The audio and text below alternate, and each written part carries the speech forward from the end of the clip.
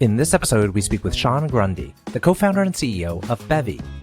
Bevi is redesigning the beverage supply chain with machines that purify water and make customized drinks in seconds. Their system vastly cuts the cost and carbon footprint of beverages.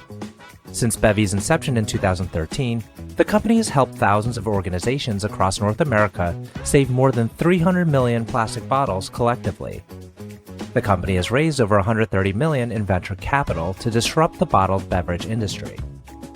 Prior to founding Bevi, Sean worked in environmental conservation at a nonprofit organization in the US and China, which shaped his commitment to creating a more sustainable future. Sean graduated from Princeton and MIT. I'm your host, RJ Lumba. We hope you enjoy the show. If you like the episode, click to follow. RJ Lumba is the executive chairman of Market Insight Media and the managing partner of GrowthCap. He is the host of Great Entrepreneurs, a podcast for driven entrepreneurs and business owners. Our podcast covers all topics related to the entrepreneurial journey, from ideation to execution to optimization and to reaping the rewards of a well-run business. In the minutes ahead, we'll share with you unique insights and tactics from some of today's most accomplished and inspiring entrepreneurs.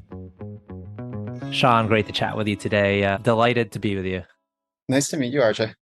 So there's a lot of places we could start from. And maybe perhaps the most interesting is the category you chose to be an entrepreneur in. And it is I'd say, very competitive category to be in the water space. Of course, you're taking a unique twist to it, and you have a combination of hardware as well as a novel product. So tell us about how you came up with the idea for Bevi. Sure. It is an unusual category, and I probably wouldn't have believed you if even in college you told me that I'd spent 10 years in the beverage industry. I co-founded Bevi with Eliza, my co-founder who runs design here, and the idea for Bevi really comes from Eliza primarily. She was particularly motivated to take on single-use plastic bottles as an environmental initiative, more so than as a company. And I had spent 3 years working in an environmental nonprofit. I was looking to move from a nonprofit to a sort of sustainability-focused corporation when I went to business school, and then I met Eliza while in business school. And we essentially started with this mission. Like, we started from this position of how do we get rid of the insane amount of single-use plastics and single-use packaging that we consume in the beverage industry today. And we started with that goal and then kind of worked backwards into the idea of a beverage machine that would offer like a wide variety of high-quality beverages on demand without the single-use container. And then we kind of came up with a product market focus and with a business model as a result of that. But we really started with a mission and worked backwards to the company. That's phenomenal. And I'm sure there's a generation of folks that are very mission driven. They want to help solve problems in the world, but there's not many ways in which they can do that. And to your point, you were trying to figure out if you could go corporate with it, but in effect, you ended up creating your own thing, which would presumably even have more impact. The design is phenomenal. I think it's so cool. Tell us about the adoption. Who's using the Bevi machine? So we went to market focused purely B2B, which is a very unusual way to start for a beverage company. Some of that is based on the competition. Like you mentioned that it's a really tough category to compete in, right? And I'd say some of the world's most famous brands operate in this industry, right? Like Coca-Cola is an incredibly strong brand. Pepsi is an incredibly strong brand. Nestle has a powerful brand portfolio too. So it's a little crazy to throw yourself into it, but it seemed the least crazy to focus on the market, the specific market that they operate in the least. And I'd say that the big beverage companies tend to have very strong consumer-oriented brands, but tend to be a little weaker in commercial environments, and in particular, I'd say in particular in corporate environments. And we decided to start where other brands were weakest, and we started in the office with the goal of replacing the regular office water cooler plus all of the single-use plastic water bottles, all of the aluminum cans for sparkling and flavored water, which many companies offer for free to their employees. And we started there because we found the office was just an open playing field. Like there were water cooler companies that are really big businesses, like some of them doing literally almost $1 billion in annual revenue, but that had essentially no meaningful brand name. Like the actual users didn't care about them. We also saw companies just spending so much money on single-use bottles and on all of these cans of seltzer that we knew we had a really good opportunity to compete there. So we picked the B2B market to start. We sell to a pretty wide variety of corporations today. So I would say like if you take out your iPhone, most of the apps on your iPhone are probably Bevi customers. So a lot of technology companies, but as time has gone on, we're also selling more and more into financial services companies, consulting firms, like the big accounting firms, as well as outside of offices, we're selling to a lot of hotels, gyms, schools, like pretty much any commercial location where people would otherwise go through a lot of water bottles. Yeah, the first thing I did when I was on your site and I was looking at the different products you had was I was like, do they have a B2C version? Because I would buy this because, like just today alone, I've had 3 different beverages and I actually did an electrolyte packet. And then I saw you had that option. So it's brilliant. You can have like different flavors. You can have different levels of carbonation. You can have the electrolytes. Is B2C in the future? B2C is in the future. It's a ways out. So the way that our product roadmap works is we started in commercial because largely for the reason I mentioned that that was just where the big beverage companies had the least foothold. We also started in the category of filtered, flavored, sparkling, and enhanced water. Like we started in this kind of water and water variants category, also because brand loyalty isn't that strong in the water category. Like brand loyalty is much stronger for sodas. People tend to be much more diehard about like either Coke or Pepsi than they do about am I drinking like LaCroix or Waterloo or Polar Seltzer. That's at least in my experience. Like in my experience, the brand loyalty is not the same. So we thought it would make the most sense to focus on building a really great brand, as well as focusing most importantly on building a great product in this category in which competition wasn't quite as daunting.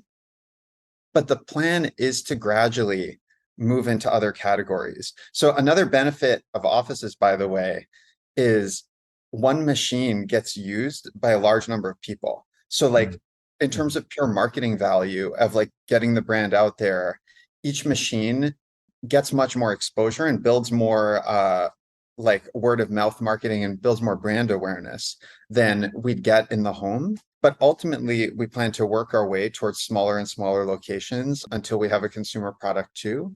And then on the beverage side, there are pretty interesting opportunities to expand into different categories too. And to be honest, I candidly don't know yet what order we're going to do that in terms of like what category of beverage comes next. But the way I view it is like if we're serious about the mission to eliminate single-use bottles, we eventually have to do that beyond just water. Like we have to look at other single-use bottles people are consuming and find some good product that meets their needs and kind of gives them the ability to replace that bottle with a more sustainable alternative. It's kind of fun sometimes to brainstorm on what else you could do. Would you ever enter the coffee space? We debate coffee internally. I don't want to say no because like I do think there's something there. And I think our team, like honestly, our team is probably I'm going to say the best equipped team in the world to design a great coffee machine. Like I think we would kill it if we did it. I worry a little bit about it from a mission perspective, just because primarily people don't drink their coffee, I don't think, in single-use packaging. Like I think they're mainly getting it from, at least in commercial settings, I think they're mainly getting it in reusable cups. But it's a K-cup thing, you know? Yeah. There is opportunity to make it more sustainable, but I think we'd have a bigger sustainability impact in certain other categories. Got it. I'd like to switch gears a little bit because everyone, like a lot of people from the outside, view being an entrepreneur as a very kind of exciting thing. It's a very upbeat thing, and the outcome is multi-layered rewards. But the reality is it's very difficult. And there's day-to-day challenges, there's ups and downs. Can you tell us about kind of some of those biggest challenges you've had along the way? Yeah, it's a huge grind. It really is a grind. Like, I feel like I've yet to meet an entrepreneur who in private really loves the job day to day. I think in public, a lot of people will highlight the benefits of it, and there are really cool things about it. Like, it's fun to be able to give people jobs and build their careers. It's fun to raise money. It's fun to like design products. So there are a lot of benefits, but everyone I talk to, I don't know, I'm friends with a lot of entrepreneurs, and I feel like all of us are super stressed out. There's always something or multiple things we're miserable about. All of us have terrible work-life balance. For us, there are day-to-day hard things. And then we did also go through like a legitimate existential crisis. The existential crisis for us was COVID in 2020, when we went from true hypergrowth of more than doubling, like at a minimum doubling year over year. Literally, we couldn't build machines fast enough. Like, we were running out of machines at our factory and focused on expanding production. We went from that in 1 month to having our entire market shut down when offices closed. And at that time, more than 90% of our customers were offices.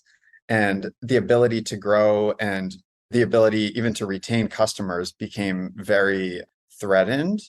And we had to severely cut costs. We had to, unfortunately, lay off half the team. It was this like brutal grind to both accept the initial shock and then act on it, and then spend over a year kind of working our way out of the hole and just focused on surviving. So that was really brutal. And honestly, I was pretty miserable the whole year. But I would say, even when things are going well, and I think most companies have some existential crisis like that at some point in their history. Like, something happens and they have to either weather the storm, adapt, like pivot. They have to do something to get through it. In our case, the challenge was much more one of weathering the storm than a pivot, but it was still very difficult. And we still had to like keep working hard throughout all that, which it's a little harder for the whole team, I think, to put in the necessary hours to succeed and to really like embrace the startup struggle. It's a little harder when you're really unsure of whether the outcome will be positive. Like, when you see your home market in decline, it's difficult to do that. But anyway, we got through that. And then I'd say, outside of that kind of particular existential period, even when things are going really well and like growth is good, customers are happy, the product's performing well, even then it's still super hard because scaling brings so many difficulties and so many sources of stress. Like, the nature of the work keeps changing. Like, for the CEO, for sure, like the nature of the job changes, but I'd say it applies to many people in the org, like essentially for almost anyone in any role. As the company scales, their job changes. And for the most part, actually, it's an act of the job function narrowing. Like, it's usually like the job started out much more general, and then as you grow and add people, the jobs get more specific. And I'd say not everyone adapts well to that, and it can lead to discontent or just to performance issues, where maybe someone was great in a more general role but struggles to adapt to a more specialized role as the company grows. Essentially, even the good times lead to this constant state of stress where everything's always changing and you're always basically catching up to try to learn the skills you need to get to the next level. There's this concept of life being satisfying. And, some people think that it's satisfying when you are facing challenges along the way, and then you surmount those challenges and you reach the summit, and that gives you great satisfaction. And it's hard, right? The climb up the mountain is really hard, but in the end, it's worth it. Do you view kind of entrepreneurship that way, or do you think that it's just, man, this is stressful? I would love to say that I view it in that way. And I Yeah. think that might be the case really at the end of the journey. If it's either an acquisition or an IPO that really enables like a break, like, I think if there's really an opportunity to pause work and say, okay, we did it. Like we accomplished this goal. That would be true. I felt like that, I think, for extremely brief periods of time, like sometimes after a fundraise. But to be honest, usually when we accomplish something big, my personal sentiment is more one of relief than one of excitement. Like usually rather than being proud of what we've done and like feeling accomplished, it's more just like, "Phew, oh my God, I'm glad that was over." Like it's more this sense of relief. And I think this could be a personality flaw of some sort, right? It's this like perpetual dissatisfaction. But to be honest, that's how I really feel. There's always something I'm unhappy about. And I want to just like get on to the next problem. But I don't think that's a good thing. Like actually, I get feedback from my team, and I've gotten feedback from other entrepreneurs too, that I need to celebrate the wins more. And I do think there are entrepreneurs that are really good at this. They're good at like pushing toward big goals, but then actually taking a moment to pause, celebrate the wins, regroup, and then look to the next mountain or the next challenge. I need to get a little better at that. Well, you're clearly an achiever. I noticed you went to Princeton. I live in Princeton, and Oh, there's a nice. lot of Princeton grads around here who've stayed and had families. Do you think that you were inclined to be an entrepreneur when you were younger, or did you show signs of being an entrepreneur, or was it sort of serendipitous when you met your co-founder? I was pretty interested in it on and off throughout my life, but I would say not consistently. So I was actually interested in entrepreneurship at a young age. Both my grandfathers were, I'd say, very entrepreneurial. My uncle and aunt co-founded a company together, which they ran for decades. So there is a fair amount of maybe like entrepreneurial blood or influence in the family. And the idea always appealed to me, which I don't know if it's because I have an authority problem, but the idea always appealed to me. When I went to business school, I'd say I was like 90% sure I would go into entrepreneurship. I wasn't 100%. There were some students in business school who never even interviewed with any company and never even went to an info session. Like basically they said, I'm 100% committed. I have zero interest in learning about consulting or banking. For me, I actually was interested in learning about some of those other fields, and I did explore other paths, but entrepreneurship was too compelling. Hmm. What do you think the key is to being a good entrepreneur if we had to boil it down to one thing? One of the things that's been so interesting for me to see is how so many different personality types can be successful. It was actually really eye-opening. We did the Techstars Accelerator program in 2014. And as part of that program, we got to meet a lot of former entrepreneurs who had, in many cases, been successful. And seeing all the different personalities was really surprising to me because I envisioned all entrepreneurs kind of like essentially like the Steve Jobs mindset of super visionary, super exciting, like amazing public speakers, really confident. And I met some really, for example, like incredibly shy entrepreneurs, which was a surprise to me. And these guys are like multimillionaires who, have sold businesses, but they were really shy. And it was interesting to see like, oh, that's a personality type that can succeed. And then there were also like very brash, sometimes brash even to the point of rude entrepreneurs, and then really polite ones. So there was this whole like spectrum of personality types and skill sets. I do think almost like falling in love with the problem is really important. Like it's another way perhaps to describe persistence, right? It's like really caring about the problem you're trying to solve to the point that you're just willing to spend so much more time studying this problem, understanding it, thinking about potential solutions than others are. I think that's very important. So it's this kind of combination of persistence but also like willingness to adapt. And to be honest, I realize it sounds like a contradiction, but I think somehow that balance of insane persistence about solving a particular problem, but willingness to like try different solutions and willingness to recognize if your intended solution doesn't work and needs to be changed. I think that's probably something that the great entrepreneurs I've met have in common. When you're looking to expand your team and you're in the hiring and recruiting process, what traits do you look for most For example, what would the candidate have to look like or have to demonstrate for you to immediately say, yes, that's the one, we're bringing them in? First and foremost, especially if it's a senior role, these days I'm primarily hiring senior roles. I look for real functional expertise and I look for scaling experience. Like I look for people that have been through a similar stage of growth to where we currently are in. Like I look for some ability to handle the rapid amount of change that's constantly taking place. And then beyond that, I'd say I really look for an ownership mindset and someone that does not swim in their own lane.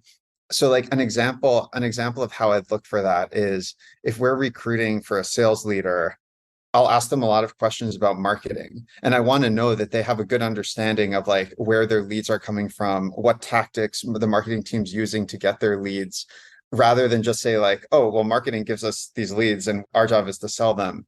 I'll also, for example, if it's a engineering leader, I would look for like really strong awareness of like how customers are using their products today and really strong awareness of their business model and unit economics and areas that maybe in like a larger, more established or in a more stodgy org, they wouldn't get involved in. So I look for leaders that like want to get involved in all the other departments and basically take the attitude of, first of all, wanting the whole business to succeed, but second of all, working as needed in any area of the business to achieve their goals.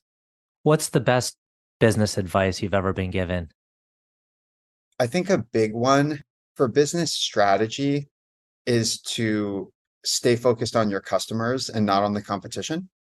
Like there's kind of always this boogeyman threat that the competition is going to come, but it's much more important rather than like worrying about what competitors are doing and how we're going to react to that. It's much more important to just stay laser focused on like what our customers want and like what are they asking for? Because unless there's reason to believe that the competition is right and has a better understanding of what your customers want than you do, then it's almost irrelevant. Got it. We're coming up on time. I do have two final questions. One is, can you tell us about a person who has had a profound influence on you? I'm going to feel bad if everyone says this because it's probably not original, but definitely my mom has had a big influence on me. Like she's extremely hardworking. She was sort of like a super mom in a time period when she had to go to the office 5 days a week, do a long commute from New Jersey to New York, and then still come home and still spend a lot of time with the kids and basically like full-time work plus full-time mom somehow. So I think her work ethic was very inspiring for me. And in some ways, now I'm expanding, but her dad also was really impressive too, in the sense of he shared that kind of intense work ethic almost to a fault, but was also very much of like a risk taker.